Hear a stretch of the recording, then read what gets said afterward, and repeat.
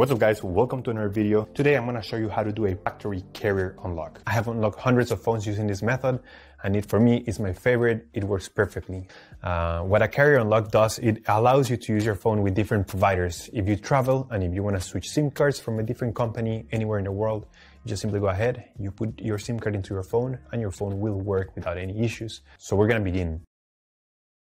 The first thing you have to do is to open your phone's application, just as if you were going to make a call. And then you have to get the phone's IMEI number. Alright, so to get the phone's IMEI number, we're going to dial *#06#. As you will see, your 15-digit number will appear in the screen of your phone. Now with this number in hand, we're going to go to the computer.